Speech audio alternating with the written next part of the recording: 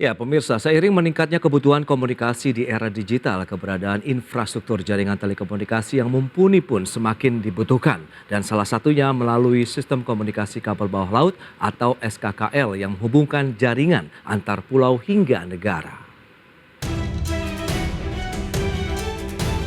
Era digital telah membawa kemajuan teknologi komunikasi yang sangat pesat. Saluran komunikasi dan transfer data yang cepat kini menjadi keharusan dalam setiap lini aktivitas kehidupan masyarakat. Dan salah satu penunjang kebutuhan internet dengan adanya koneksi backbone yang menghubungkan suatu jaringan adalah sistem komunikasi kabel bawah laut atau SKKL. Sistem yang juga disebut dengan submarine cable ini merupakan satu contoh komunikasi backbone yang digelar di bawah laut untuk menghubungkan jaringan antar pulau dan negara. Asosiasi Sistem Komunikasi Kabel Laut Seluruh Indonesia atau ASKALSI seperti dikutip media mencatat, terjadi peningkatan permintaan kapasitas SKKL hingga 30% pada kuartal 3 2023 dibandingkan dengan periode yang sama tahun lalu. Saat ini kapasitas jaringan SKKL beberapa operator sudah penuh, sehingga perlu ada penambahan kapasitas SKKL baru. Apalagi kebutuhan industri telekomunikasi masih sangat prospektif, mengingat konektivitas ke wilayah timur Indonesia masih minim seperti ke Nusa Tenggara, Maluku, hingga Papua. Demikian juga dengan konektivitas ke wilayah Kalimantan dan Sulawesi. Sementara itu, Kementerian Komunikasi dan Informatika meminta penyelenggara SKKL lokal yang bekerja sama dengan perusahaan internasional untuk bergabung ke dalam konsorsium dan memenuhi kewajiban minimal 5% dari total investasi. Hal ini berdasarkan Peraturan Menteri Kominfo Nomor 5 Tahun 2021 tentang penyelenggaraan telekomunikasi pasal 13 hingga 19. Belet menyebutkan penyelenggara SKKL internasional harus bekerjasama dengan penyelenggara SKKL lokal agar mendapatkan landing right atau hak labu. Mereka juga harus memiliki pengalaman operasi minimal selama 5 tahun dan memenuhi kewajiban pembangunan 100%, sehingga akan memperkuat posisi penyelenggara SKKL lokal dalam proyek SKKL internasional. Tahun ini setidaknya ada 3 proyek SKKL dan 1 proyek kabel listrik yang ingin melakukan pembangunan di perairan Indonesia. Ketiganya adalah proyek Eko, kolaborasi Meta, Google dengan XL Axiata. Berikutnya proyek B-Force kerjasama Meta, Keppel Midgard dengan Telekomunikasi Indonesia Internasional atau Telin, anak usaha PT Telkom Indonesia Tbk. Dan proyek Apricot kolaborasi Meta, Keppel Midgard dengan NTT. Serta proyek pesan kabel untuk kabel listrik. Dari Jakarta, Tim Liputan, IDX Channel. Ya, pemirsa, untuk membahas tema menarik kita hari ini, tata kelola sistem komunikasi kabel bawah laut Indonesia, kita sudah tersambung melalui Zoom bersama dengan Ibu Aju Widiasari. Beliau adalah Direktur Telekomunikasi, Direktorat Jenderal Penyelenggaraan Pos dan Informatika, Kementerian Komunikasi dan Informatika. Selamat pagi, Ibu Aju. Selamat pagi. Ya, salam sehat, Ibu.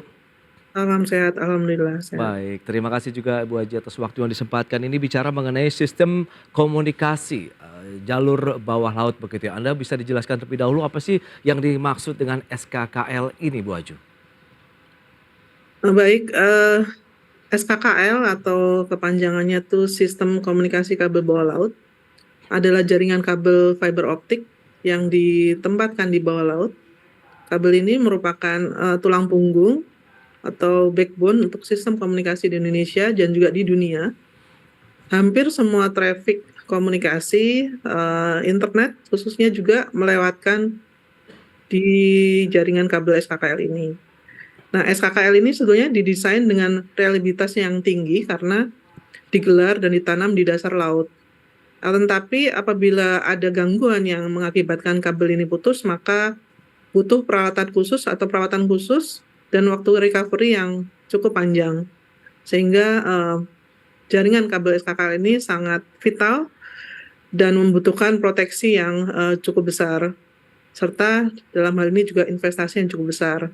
Nah, dengan SKKL di seluruh benua di dunia ini dan juga antar pulau dapat terhubung dengan bandwidth yang cukup besar sehingga memungkinkan untuk dapat dilewatkan semua traffic komunikasi, baik itu suara, voice, atau data dan lain-lainnya yang membutuhkan konektivitas yang dengan bandwidth yang tinggi. Oke, berarti kalau bicara mengenai operator SKKL saat ini begitu, ada berapa banyak jalur SKKL yang ada di wilayah perairan Indonesia? Kemudian ini operator atau pemiliknya tuh siapa saja, Bu Aju? Ada sekitar 13 penyelenggara jaringan telekomunikasi SKKL nasional yang saat ini beroperasi. Kalau dari total panjang kabel yang tergelar itu sepanjang 115.104 km, atau kalau sampai di titik ZE Indonesia itu sekitar 55.069 km. Nah, penyelenggara jaringan SKKL ini bervariasi ya, karena mereka ada yang tergabung dalam konsorsium kabel internasional, ada yang membangun baru di area domestik saja. Tapi sebagian besar seluruh penyelenggara jaringan telekomunikasi SKKL ini mereka menjadi bagian dari konsorsium kabel internasional. Oke, itu berarti memang skema yang ada begitu ya dari sisi operator dan penyelenggaraan dari SKKL sendiri yang ada di Indonesia. Nah, lantas kalau kita bicara tata kelolanya sendiri untuk SKKL di Indonesia itu seperti apa? Siapa yang mengatur, kemudian regulasinya seperti apa ini, Bu Aju? Baik, seperti tadi saya sampaikan sebelumnya bahwa investasi kabel bawah laut ini cukup tinggi. Yes. Karenanya maka peran penting ini perlu didukung karena kabel bawah laut ini bisa mendukung perkembangan ekonomi digital di Indonesia. Nah, objek vital nasional sebagai infrastruktur komunikasi di Indonesia harus dilindungi secara hukum. Tata kelola dari SKKL di Indonesia ini di bawah koordinasi Tim Nasional Pengolahan Penyelenggaraan Alur Pipa dan Kabel Bawah Laut.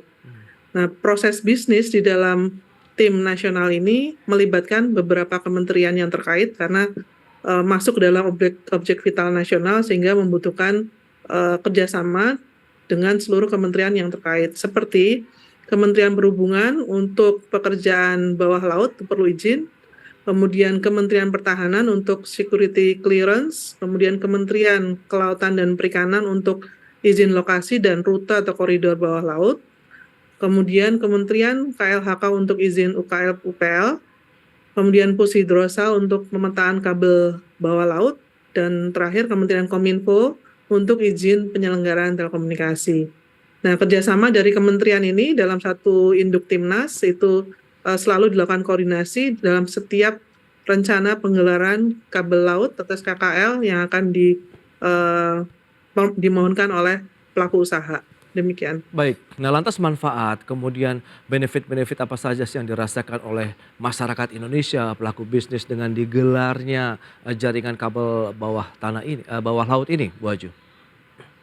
Nah, SKKL ini tentunya banyak memberikan manfaat ya, karena jaringan komunikasi ini tidak hanya dilewatkan melalui media terestrial yang ada di darat, tapi juga dilewatkan melalui bawah laut, juga ada yang karena apa? Karena wilayah geografis Indonesia yang sangat penuh dengan tantangan. Jadi ada beberapa pulau besar yang harus dikoneksikan, kemudian pulau-pulau kecil yang harus dikoneksikan.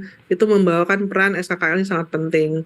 Nah, intinya sebagai penyediaan konektivitas nasional dan internasional memenuhi untuk kebutuhan jaringan yang resilient, juga memberikan alternatif rute serta redundansi bagi jaringan telekomunikasi. Nah, dari sisi pengguna, tentunya layanan konektivitas ini penting untuk layanan internet bagi pengguna di Indonesia. Saat ini di Indonesia itu sudah mencapai lebih dari 215 juta pengguna yang meningkat dari tahun ke tahun. Dari tahun sebelumnya sekitar 2,65%. Kemudian juga dari sisi akses, bisa menyediakan kapasitas untuk membantu pemerataan jaringan akses.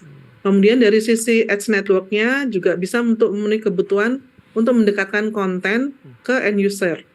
Yang terakhir adalah dengan banyaknya kebutuhan kapasitas dan tumbuhnya kebutuhan untuk data center baru, maka perlu adanya dukungan dari penyelenggaraan jaringan kabel serat optik ini, khususnya yang ada di SKKL. Sehingga nanti pertumbuhan ekonomi digital, kemudian tumbuhnya startup baru, kemudian implementasi IoT dan lain-lain untuk layanan yang terbarukan bisa didukung oleh media transportasi, transport kabel dengan SKKL ini. Baik, lantas skema kerjasamanya kalau tidak Anda katakan tadi kan sudah ada kerjasama, mungkin ini jaringan internasional, kemudian ada juga yang domestik, kemudian seperti apa skemanya dan bagaimana juga peluang investasinya kita akan bahas nanti di segmen berikutnya. Bu Aju, kita akan jeda sebentar dan pemirsa kami masih akan segera kembali usai pariwara berikut ini. Ya, terima kasih Anda masih bergabung bersama kami dalam Market Review dan berikut ini kami sampaikan sejumlah infografis untuk Anda. Data selengkapnya bisa Anda saksikan di layar televisi Anda. Kita akan cermati dari sisi persyaratan badan usaha asing untuk membangun SKKL di wilayah Indonesia berdasarkan Permen Kominfo nomor 5 tahun 2021. Ya, yang pertama sanggup penuhi seluruh kewajiban yang dikenakan pada SKKL Transmisi Telekomunikasi Internasional sesuai dengan ketentuan peraturan perundang-undangan. Kemudian aktif beroperasi paling singkat 5 tahun dan mencapai 100% komitmen pembangunan 5 tahun pertama.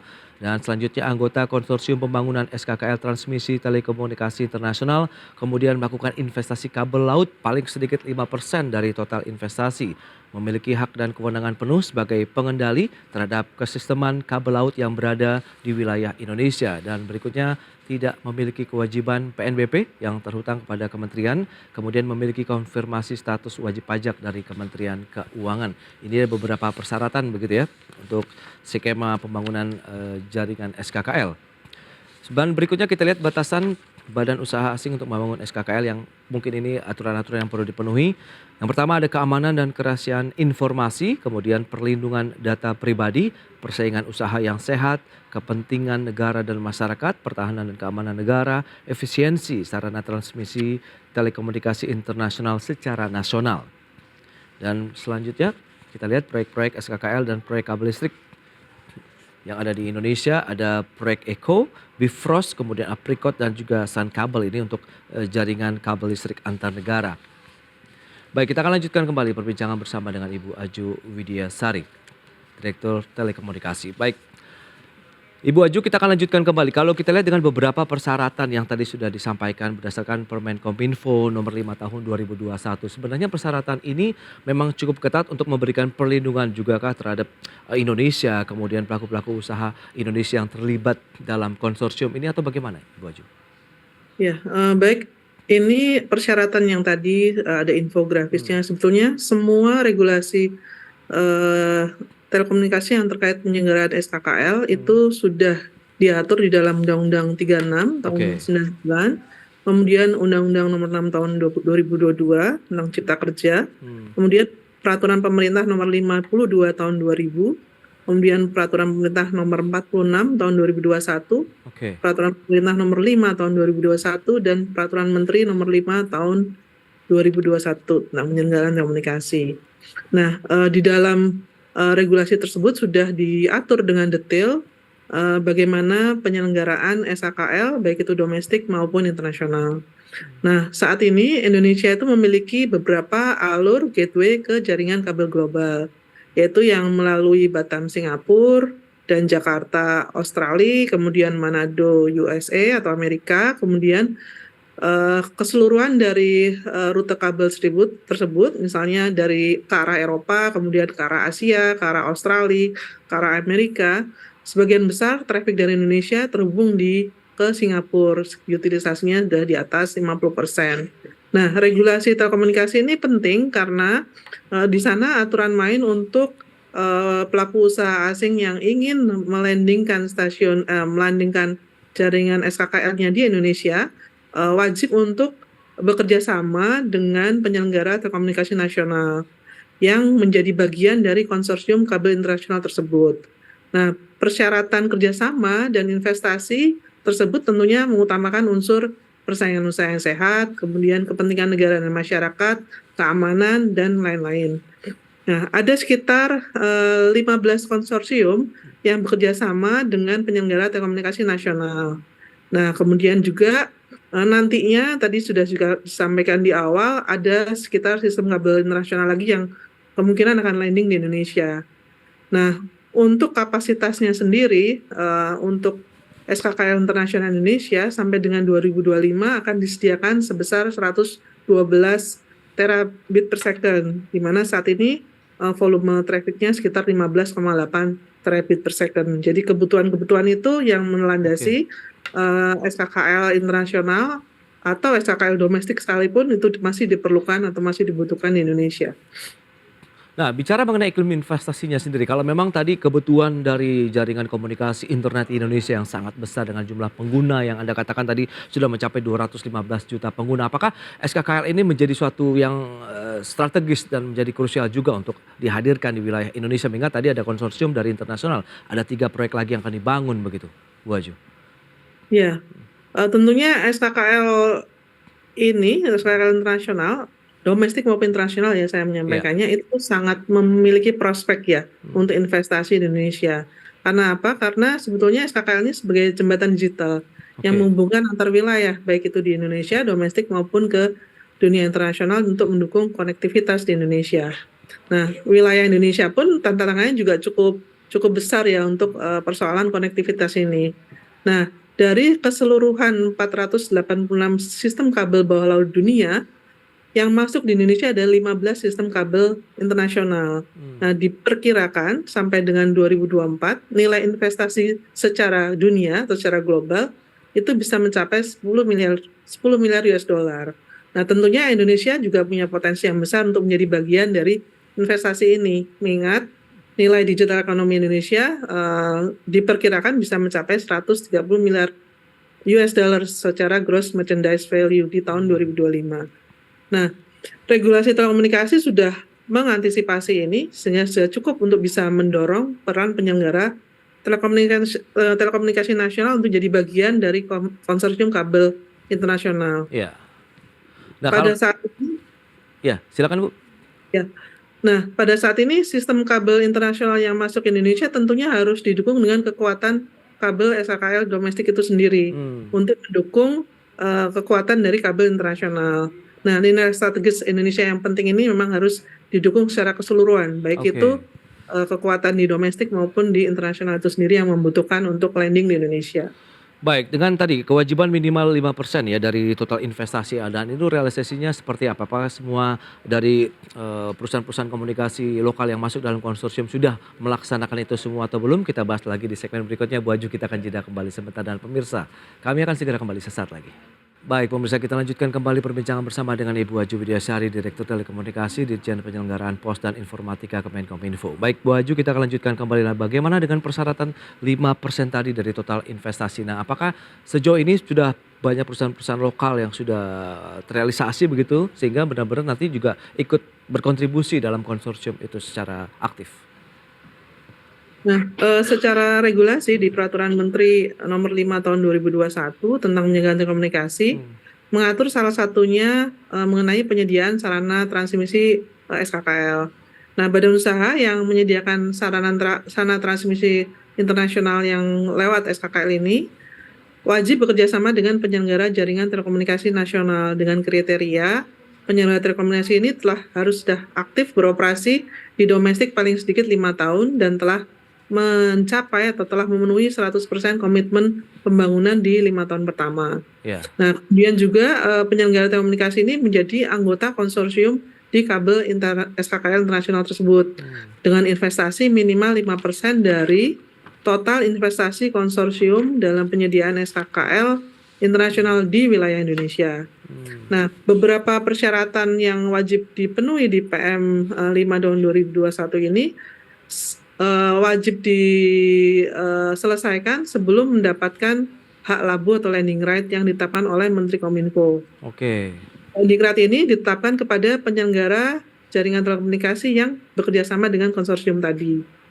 Nah, kemudian setelah mendapatkan landing right, maka kewajiban berikutnya adalah penyelenggara telekomunikasi wajib membangun atau menyediakan kabel landing station di titik landing Indonesia dan juga beberapa persyaratan perizinan sebagai penyelenggara telekomunikasi.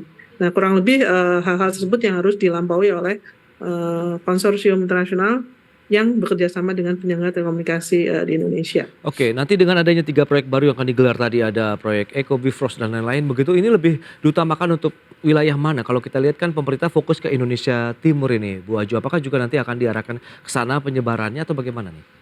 Ya, kebetulan titik landing internasional itu bisa hadir di 3 titik ya Pak. Pertama di Jakarta, di Tanjung Pakis, kemudian yang satu lagi di Manado, yang satu lagi di Papua. Jadi titik-titik landing ini yang diutamakan ya untuk para konsorsium internasional ini bisa hadir di Indonesia.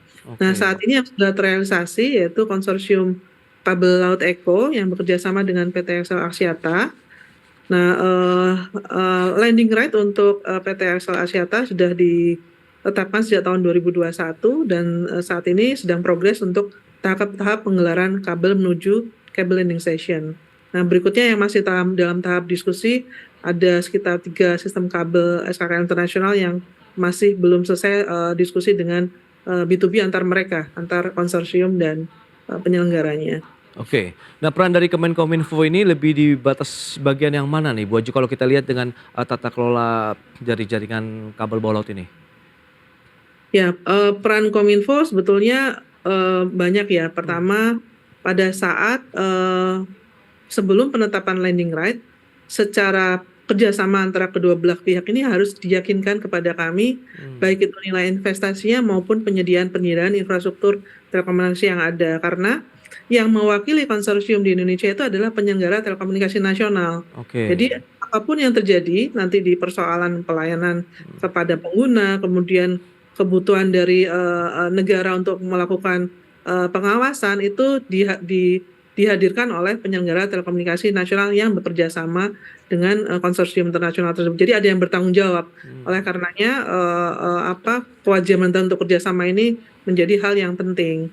Kemudian yang kedua adalah memastikan bahwa layanan yang diperjanjikan di awal ini benar-benar bisa terdeliver ke negara kita gitu, sehingga ada pengawasan dari hasil kerjasama yang dilakukan dengan konsorsium, sehingga masyarakat benar-benar mendapatkan layanan yang memadai dari pembangunan SKKL tersebut. Oke. Yang lebih itu kemudian pengawasan lebih ke apa yang sudah mereka bangun selama setiap tahunnya dan pelaporan yang masih terus kita pantau setiap tahun ya Pak. Oke, ada SKKL yang pernah mengalami kejadian peristiwa misalnya putus kah atau apa begitu Bu Aju sehingga mengganggu jalur komunikasi di Indonesia kah dan bagaimana proses recovery-nya sendiri? Iya, ada waktu itu di Papua ya Pak ya, pernah ada putus karena ada gangguan dari alam ya, dari gunung bawah laut, itu cukup lama recovery-nya.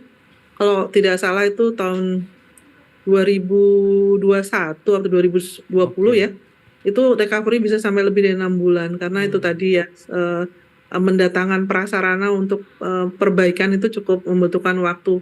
Oleh karenanya untuk sistem telekomunikasi ini harus ada backup-nya, tidak hanya dari kabel laut tapi juga ada dari terestrialnya gitu, sehingga kalau ada putus walaupun kapasitasnya tidak bisa sepenuhnya sama, paling enggak ada